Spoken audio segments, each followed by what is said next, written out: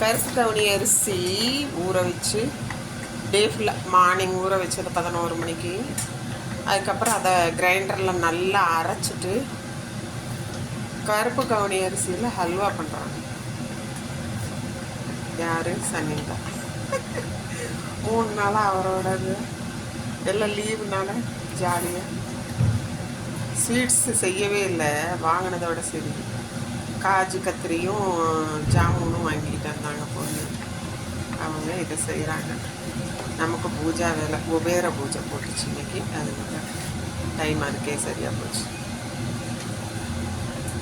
நீங்களும் செய்து பாருங்கள். ஊற வச்சுட்டு அதை மட்டும் கிரைண்டரில் அரைச்சாங்க நல்லா நைஸாக.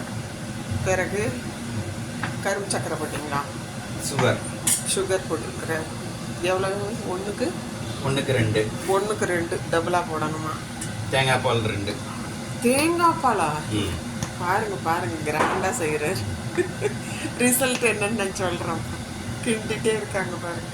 இதை வீடியோவாக போட்டுரும்.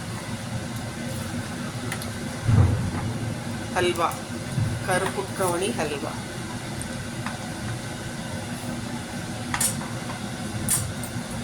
ஆடு அதை கீழே இறக்கிக்கணும்.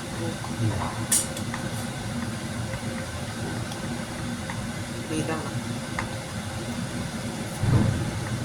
கையே வலிக்கும். எவ்வளோ பொறுமையாக தின்றாங்க.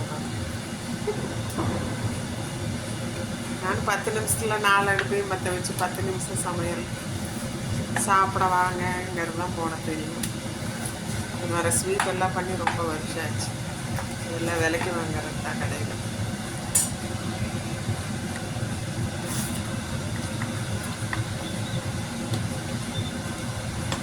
ஓகே, கிளறி இறக்குறதுக்கு இன்னும் ஒரு 2 நிமிஷம் தான் ஆகும். ஒட்டாமறையில் இறக்குறாரு, தொல்லை பண்ண வேண்டாம். அதனால் இதோட ஆஃப் பண்ணுறேன். பார்த்து தெரிஞ்சுட்டீங்க. கிளறி பாருங்கள். 1க்கு 2 பங்கு சுகர் தான் போட்டிருக்குறாங்க. கருப்பு கவுனி அரிசி ஆன்லைனில் கிடைக்கிது. எதில் வாங்கினீங்க? ஸ்விக்கியா? ஃப்ளிப்கார்ட்டில் வாங்கியிருக்கேன்.